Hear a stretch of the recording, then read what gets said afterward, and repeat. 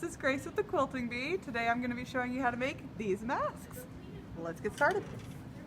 So down here, you'll see that I've already cut my pieces out. I've got 4 pieces of our polypropylene. Our poly mesh works as well. You want to have the 4 layers so that you're filtering nicely. And we've got 2 pieces of our cotton fabrics. Now I cut these out so that the larger piece is going to fold over onto the inside like you see here, but you can also do it with the cotton being the larger piece so that you get that nice fold over like this, and it's going to be a lot less rough on your skin. So that'll be up to you which way you want to do it. You'll see right here it'll show you cut here for lining, so if you want your cotton fabric to be your larger one folding over, you'll cut the main fabric as your cotton. Today I did the lining as my cotton, how the instructions say it, and for the main fabric we've got our white polypropylene here. So to start out, after you've cut everything, you're going to line these 4 pieces up together, and we're going to do a 1/4 inch seam. Get myself off with the zigzag. There we go. You'll see why I was on a zigzag later.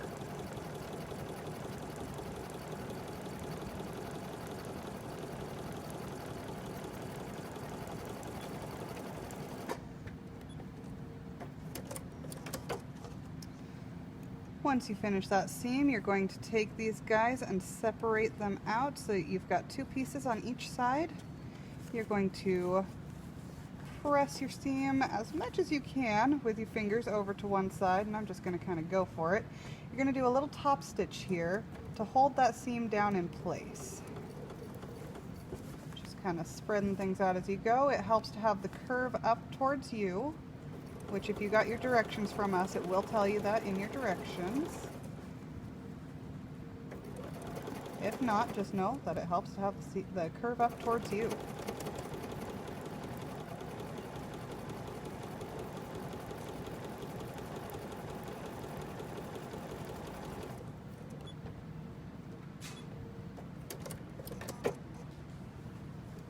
Alrighty, once we've got that piece done, we're going to go to our cotton, right sides together. On the polypropylene it doesn't matter because they don't really have a right or a wrong side. Just another 1/4 inch seam here.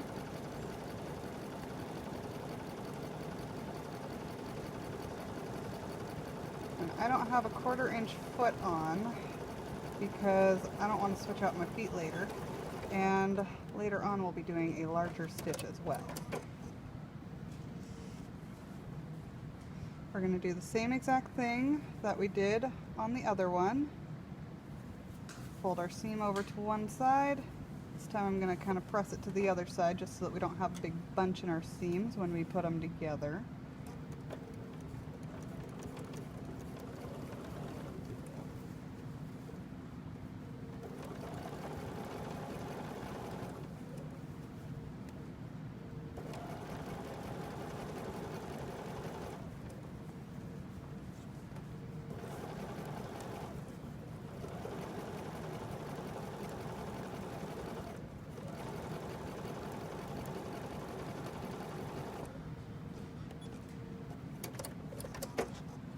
Alright, once we've got our noses together like that, we're going to actually put our noses together.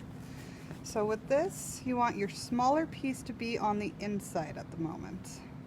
Even if it's your outside fabric, you want your smaller piece inside because that'll make it a lot easier for you to sew them as you're going through instead of trying to fight with your fabrics.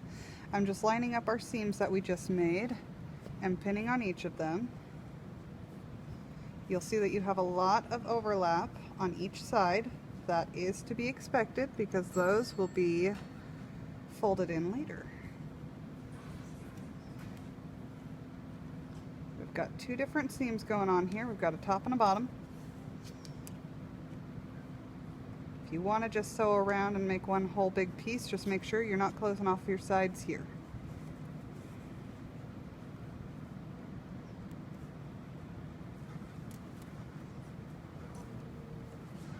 Now here you want a 1/4 inch as well.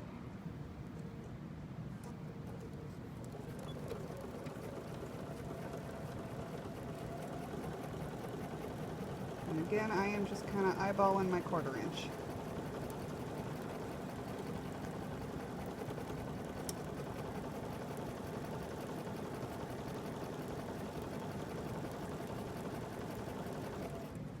If you see a little bubble starting to happen, go ahead and stop and pull out your pin and then continue going. You don't really want bubbles because that makes it ugly in the end. And even though you're not going to be seeing the cotton much, I feel like we want them to still look pretty. Another 1/4 inch on the other side here.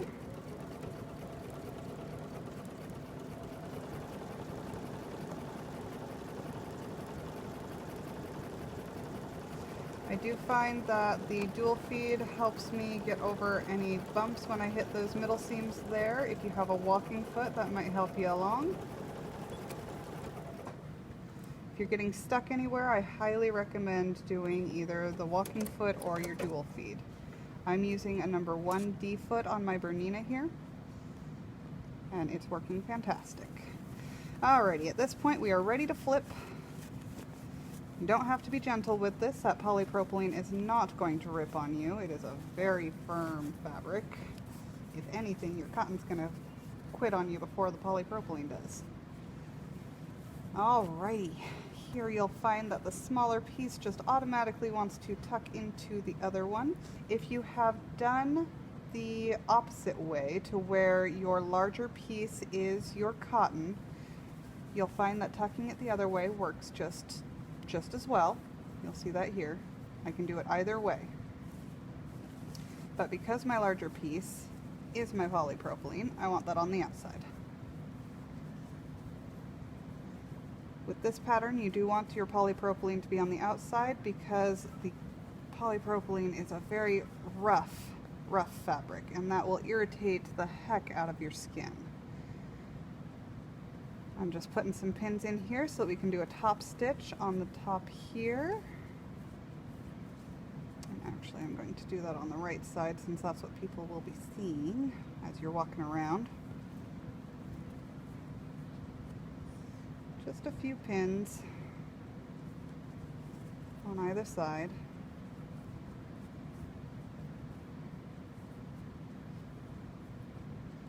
Fabric is decently forgiving. I've already had to seam rip once before. Didn't leave any sort of pinprick that was noticeable at all.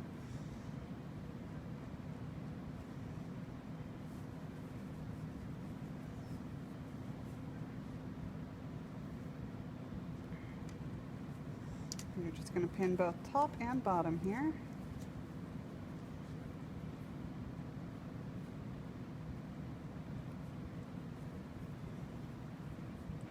Just to make sure they stay nice and together.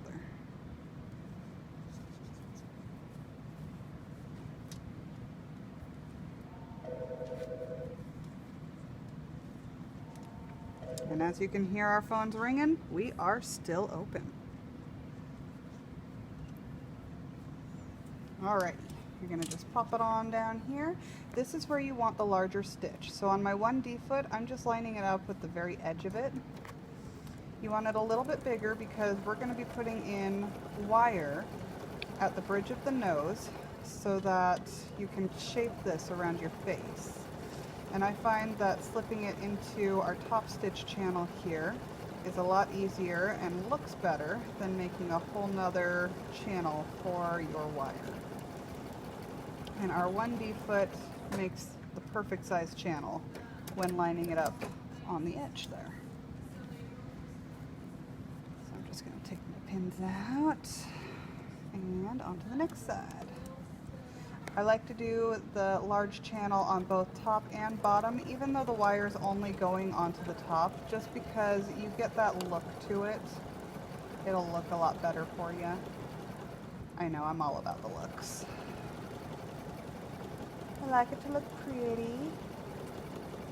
And I know it's a functional mask, but you still want to look pretty while you're out there.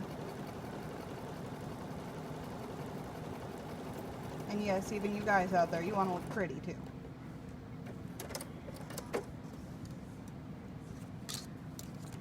Alrighty, remove all your pins. If you see any threads that you missed there, go ahead and just chop those off. The ones on the edge I'm not going to worry too much about because we're just going to be folding this in. I found that folding this in till it hits the fabric there and then folding it over one more time makes a beautiful seam. Tuck any threads that you've got in there in. Now there's going to be two ways of putting the elastic in. So if you're doing it the way that the instructions tell you, you're going to want to just line this up on the edge so the make sure that your machine doesn't get unthreaded first. Just going to put a pin in here to hold my place. I find that this portion doesn't need to be pinned because it's such a small area that I'm going through. So it doesn't move a whole lot on me. Oh, come on. There we go. Alrighty, here we go again. So again, if you're doing the elastic the way that the instructions tell you, this is the only stitch on the side that you need to do. Come on.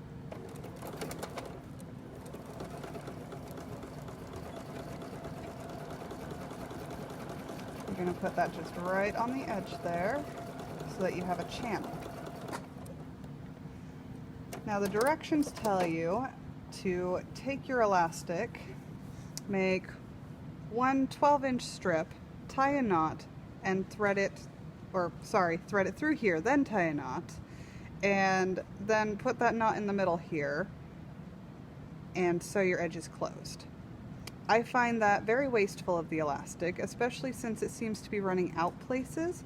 So what I did was I did a little satin stitch on the edge, and I just did a 7-inch strip here, so a lot less than they're telling you to in the directions. And this satin stitch is going to hold it just beautifully even as you pull and tight on it. So it depends on what you personally want to do. If you do it my way, I like to put in another securing stitch on the other side, just because this is going to get a lot of wear and tear. You don't want that falling apart on you at all.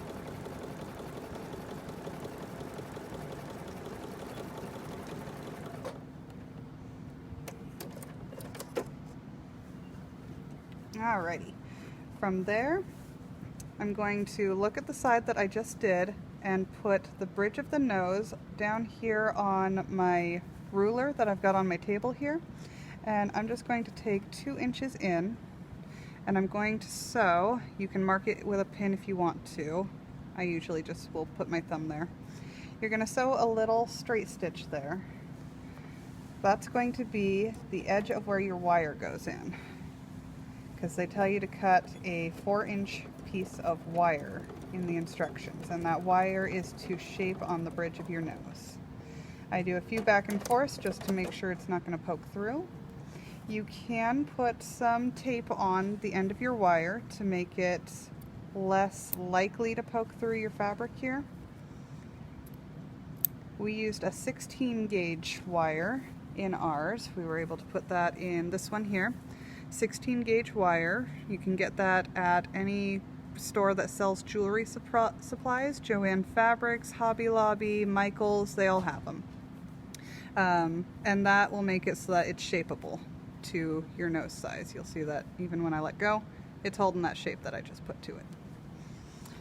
I don't have any wire with me right now, so I can't show you that portion of it, but what you would do is just guide your wire up through this channel in here, have it stop here, and wherever it's sitting over on the other side, you're going to just put a straight stitch right on that other side. For your elastic, all I did was I took, I'll show you on this piece so you can see it better, I took the elastic and just put it right on the edge to about where my second seam is, right in there, and I did a satin stitch right on top of it. I did a little backup on the front and back of it to tag it down in place, and then I guess I can show you on this one too. There we go. Which one's the better side? So there you go. You can see my zigzag stitch there, and this one I did as an over the ear one, so I just brought that along to the other side. If you're doing it around the head, I would probably add on another couple of inches just to make sure that it's going to be able to fit around someone's head. Depends on whether you have a big head, a small head. With this one being an extra large mask, I would probably make it a little bit bigger, just because an extra large mask usually means an extra large head. So there you have it. Those are our wonderful little medical masks that we've got going on. I hope you have fun making yours, and we'll see you in here at the Quilting Bee when we're all feeling better. Have a good day. Bye.